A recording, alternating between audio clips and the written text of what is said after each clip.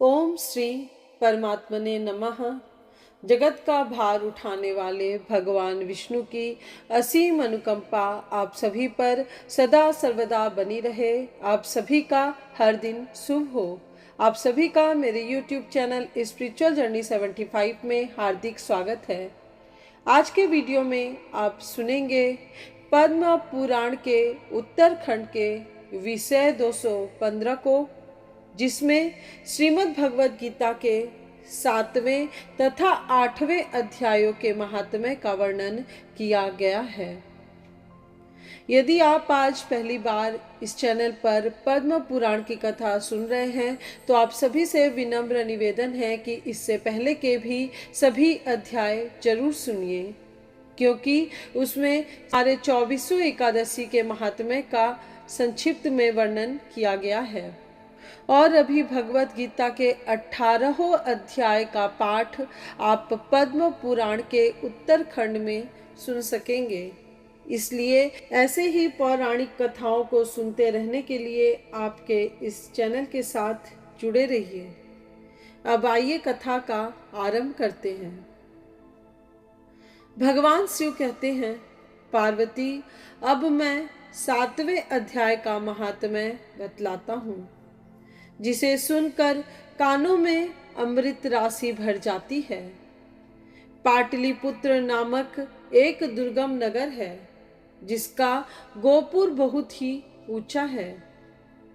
उस नगर में शंकुकर्ण नामक एक ब्राह्मण रहता था। उसने वैश्य वृत्ति का आश्रय लेकर बहुत धन कमाया, किंतु न तो कभी पितरों का तर्पण किया और न देवताओं का पूजन ही। वह धनोपार्जन में तत्पर होकर राजाओं को ही भोज दिया करता था। एक समय की बात है, उस ब्राह्मण ने अपना चौथा विवाह करने के लिए पुत्रों और बंधुओं के साथ यात्रा की।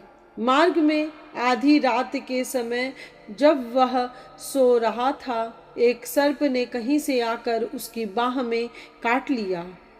उसके काटते ही ऐसी अवस्था हो गई कि मणि मंत्र और औषधि आदि से भी उसके शरीर की रक्षा असाध्य जान पड़ी। तत्पश्चात कुछ ही क्षणों में उसके प्राण पखेरु उड़ गए। फिर बहुत समय के बाद वह प्रेत सर्प योनि में उत्पन्न हुआ। उसका चित्त धन की वासना में बंधा था। उसने पूर्व वृतांत को स्मरण करके सोचा, मैंने जो घर के बाहर करोड़ों की संख्या में अपना धन गाड़ रखा है, उससे इन पुत्रों को वंचित करके स्वयं ही उसकी रक्षा करूंगा। एक दिन सांप की योनि से पीड़ित होकर पिता ने स्वप्न में अपने पुत्रों के समक्ष आकर अपना मनोभाव बताया। तब उसके निरंकुश पुत्रों ने सवेरे उठकर बड़े विस्मय के साथ एक दूसरे से स्वप्न की बातें कही। उनमें से मझला पुत्र कुदाल हाथ में लिए घर से निकला और जहां उसके पिता सर्प योनि धारण करके रहते थे, उस स्थान पर गया।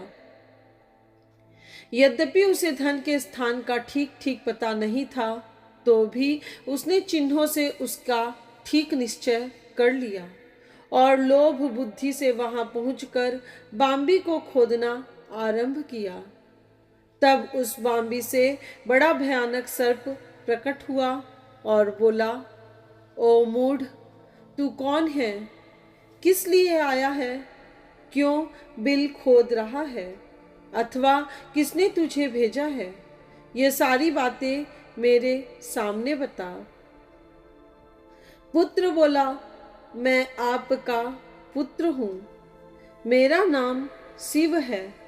मैं रात्रि में देखे हुए स्वप्न से विस्मित होकर यहाँ का सुवर्ण लेने के कौतूहल से आया हूँ। पुत्र की यह लोक निंदित वाणी सुनकर वह सांप हंसता हुआ उच्च स्वर से इस प्रकार स्पष्ट वचन बोला, यदि तू मेरा पुत्र है तो मुझे शीघ्र ही बंधन से मुक्त कर। मैं पूर्व जन्म के गाड़े हुए धन के ही लिए सर्प योनि में उत्पन्न हुआ हूं। पुत्र ने पूछा, पिताजी, आपकी मुक्ति कैसे होगी? इसका उपाय मुझे बताइए, क्योंकि मैं इस रात में सब लोगों को छोड़कर आपके पास आया हूं। पिता ने कहा, बेटा, गीता के अमृत में 7वें अध्याय को छोड़कर मुझे मुक्त करने में तीर्थ, दान, तप और यज्ञ भी सर्वथा समर्थ नहीं है। केवल गीता का 7वां अध्याय ही प्राणियों के जरा, मृत्यु आदि दुख को दूर करने वाला है। पुत्र, मेरे श्राद्ध के दिन 7वें अध्याय का पाठ करने वाले ब्राह्मण को श्रद्धा पूर्वक भोजन कराओ। इससे निसंदेह मेरी मुक्ति हो जाएगी। वत्स, अपनी शक्ति के अनुसार पूर्ण श्रद्धा के साथ वेद विद्या में प्रवीण अन्य ब्राह्मणों को भी भोजन कराना। सर्प योनि में पड़े हुए पिता के ये वचन सुनकर सभी पुत्रों ने उसकी आज्ञा के अनुसार तथा उससे भी अधिक किया। तब शंकुकर्ण ने अपने सर्प शरीर को त्याग कर दिव्य देह धारण किया और सारा धन पुत्रों के अधीन कर दिया। पिता ने करोड़ों की संख्या में जो धन बांट कर दिया था, उससे वे सदाचारी पुत्र बहुत प्रसन्न हुए।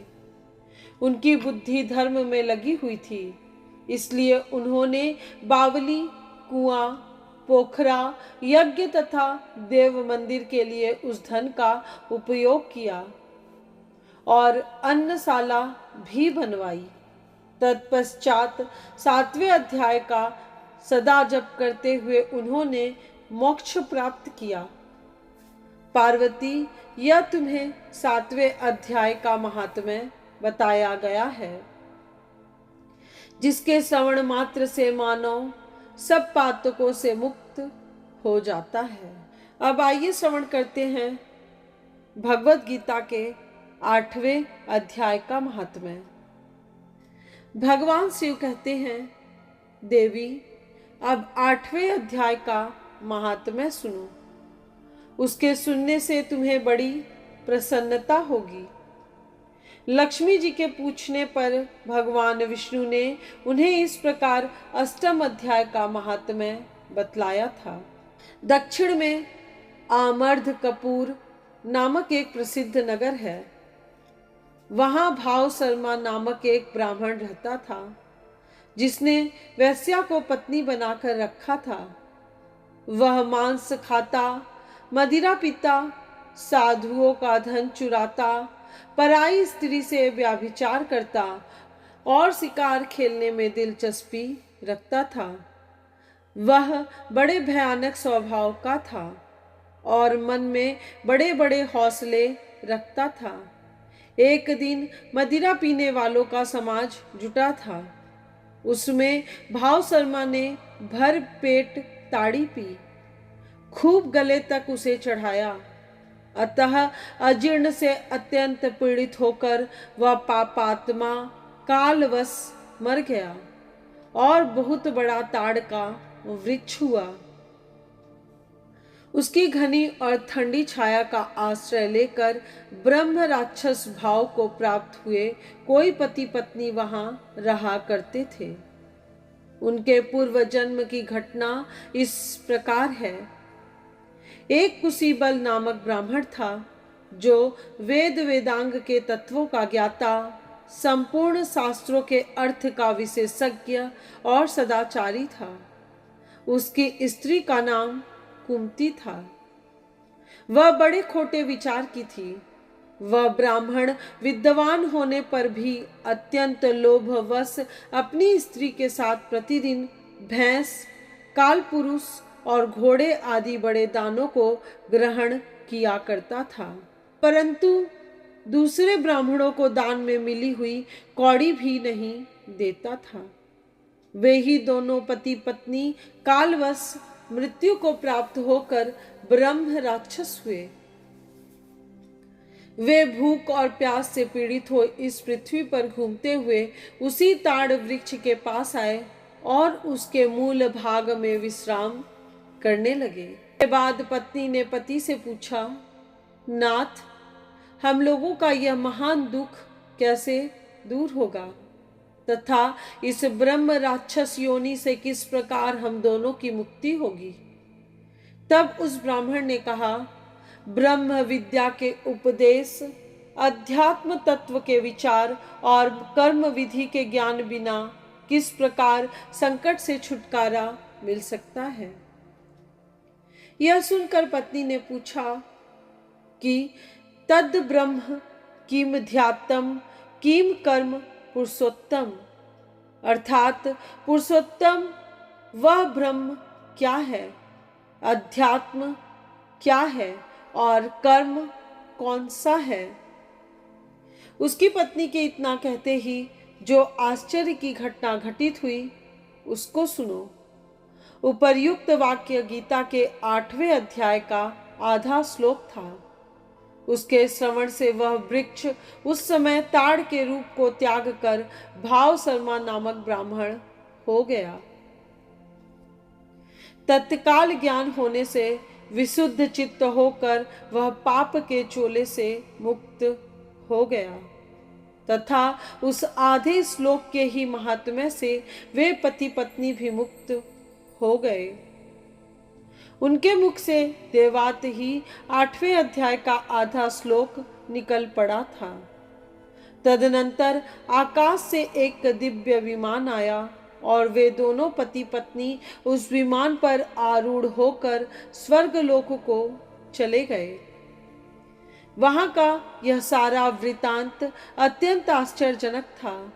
उसके बाद उस बुद्धिमान ब्राह्मण भाव शर्मा ने आदर पूर्वक उस आधे श्लोक को लिखा और देव देव जनार्दन की आराधना करने की इच्छा से वह मुक्तदायिनी काशीपुरी में चला गया। वहां उस उदार बुद्धि वाले ब्राह्मण ने भारी तपस्या आरंभ की। उसी समय क्षीर सागर की कन्या भगवती लक्ष्मी ने हाथ जोड़कर देवताओं के भी देवता जगतपति जनार्दन से पूछा, नाथ, आप सहसा नींद त्याग कर खड़े क्यों हो गए? श्री भगवान बोले, देवी, काशीपुरी में भगीरथी के तट पर बुद्धिमान ब्राह्मण भाव शर्मा मेरे भक्ति रस से परिपूर्ण होकर अत्यंत कठोर तपस्या कर रहा है। वह अपनी इंद्रियों को वश में करके गीता के 8वें अध्याय के आधे श्लोक का जप करता है। मैं उसकी तपस्या से बहुत संतुष्ट हूँ। बहुत देर से उसकी तपस्या के अनुरूप फल का विचार कर रहा था। प्रिय, इस समय वह फल देने को मैं उत्कंठित हूँ। पार्वती जी ने पूछा, भगवान श्री हरि सदा प्रसन्न होने पर भी जिसके लिए चिंतित हो उठे थे, उस भगवत भक्त भाव शर्मा ने कौन सा फल प्राप्त किया? श्री महादेव जी बोले, देवी, द्विज श्रेष्ठ भाव शर्मा प्रसन्न हुए भगवान विष्णु के प्रसाद को पाकर अत्यांतिक सुख अर्थात मोक्ष को प्राप्त हुआ तथा उसके अन्य वंशज भी जो नरक यातना में पड़े थे, उसी के शुभ कर्म से भगवत धाम को प्राप्त हुए। पार्वती, यह 8वें अध्याय का महात्म्य थोड़े में ही तुम्हें बताया है। इस पर सदा विचार करते रहना चाहिए। आज की यह कथा यहीं पूर्ण हुई। इस चैनल के अगले वीडियो में आप अवश्य सुनिए पद्म पुराण के उत्तरखंड के विषय 216 को, जिसमें श्रीमद् भगवद गीता के 9वें और 10वें अध्यायों के महात्म्य का वर्णन किया गया है।